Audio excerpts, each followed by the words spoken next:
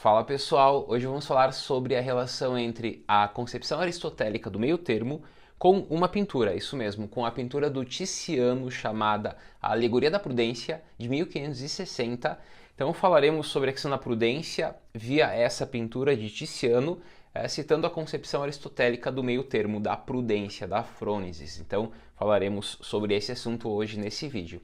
Antes de começar o tema, eu peço para vocês se inscreverem aqui, curtirem o vídeo e se inscreverem também na newsletter, porque toda segunda eu estou enviando uma news com algum conteúdo filosófico. Então bora lá. Eu vou começar agora abordando a pintura, destacando aqui as características da pintura e depois eu passo para Aristóteles e a relação de Aristóteles com a pintura. Começo então pela pintura. Cito o Gelson Oliveira falando sobre a pintura. As três cabeças representam a velhice, a maturidade e a juventude.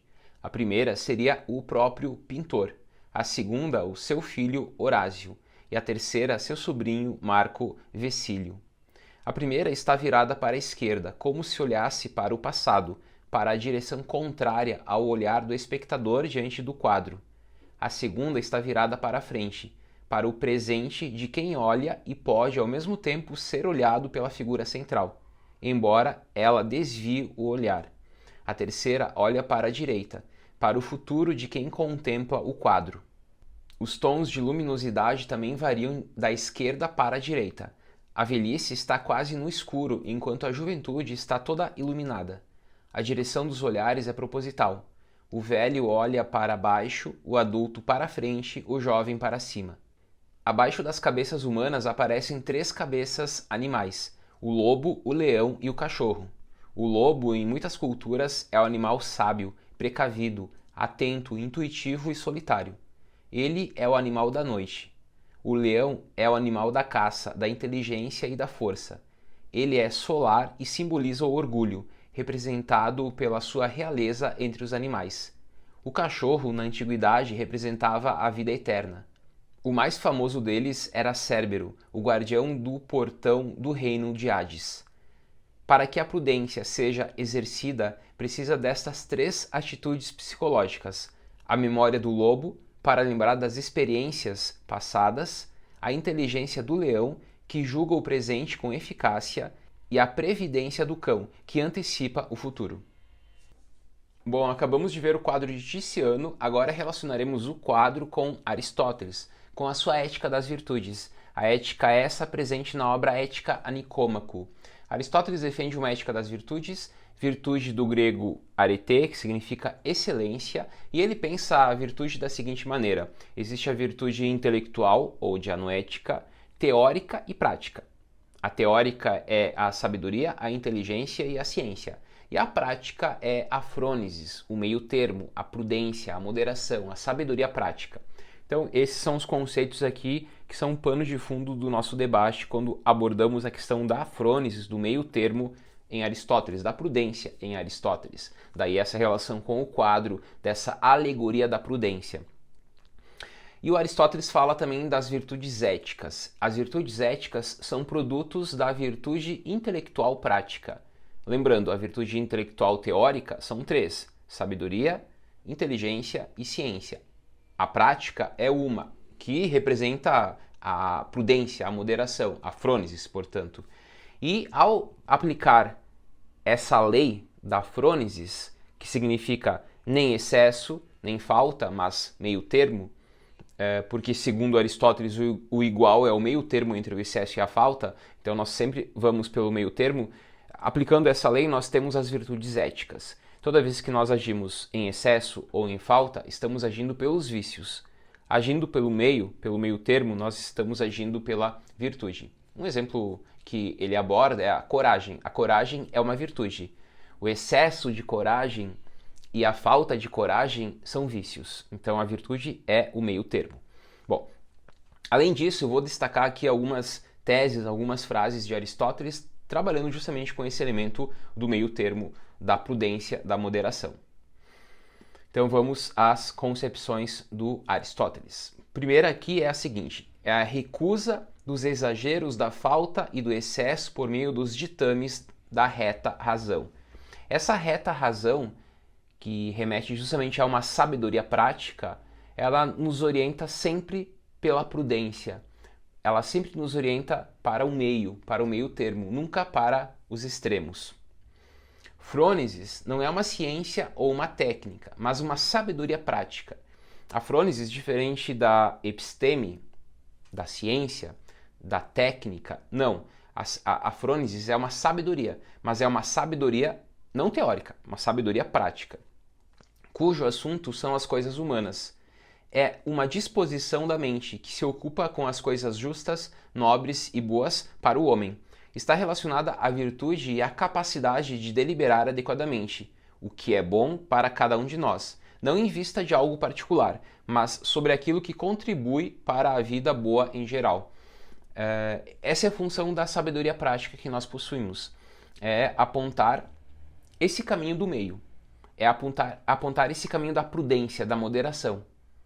E nós atingimos esse nível via a frônesis, via essa sabedoria prática. Mais um tópico aqui: os jovens, embora possam aprender coisas importantes do ponto de vista da ciência e da técnica, raramente seriam dotados de sabedoria prática. Porque, e aqui eu já aproximo com o quadro, né, a relação entre o homem com mais idade, o jovem, o adulto.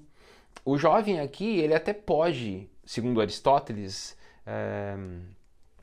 aprender sobre ciência, aprender sobre técnica, mas não sobre sabedoria prática. Por quê? O motivo é que essa espécie de sabedoria diz respeito não só aos universais, mas também aos particulares, que se tornam conhecidos pela experiência.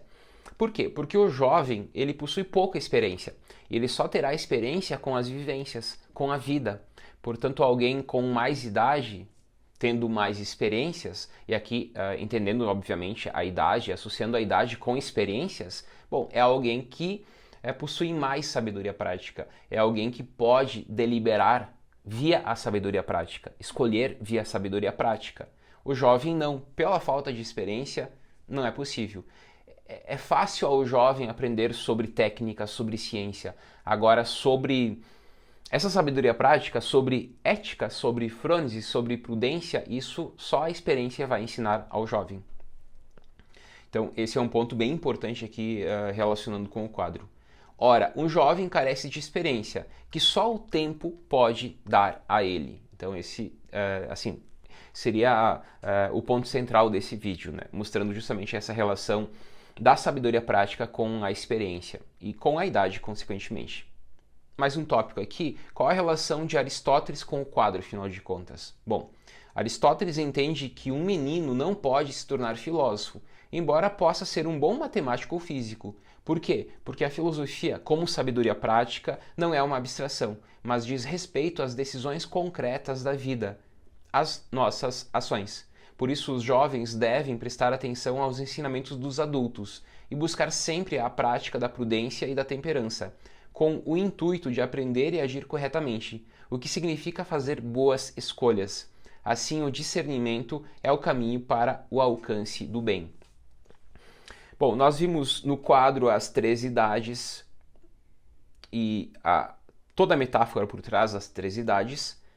E em Aristóteles nós percebemos que ele vai destacar a importância da sabedoria prática na nossa vida, para vivermos em busca do bem, para vivermos eticamente, para vivermos segundo essa ética das virtudes e, consequentemente, vivermos de maneira virtuosa.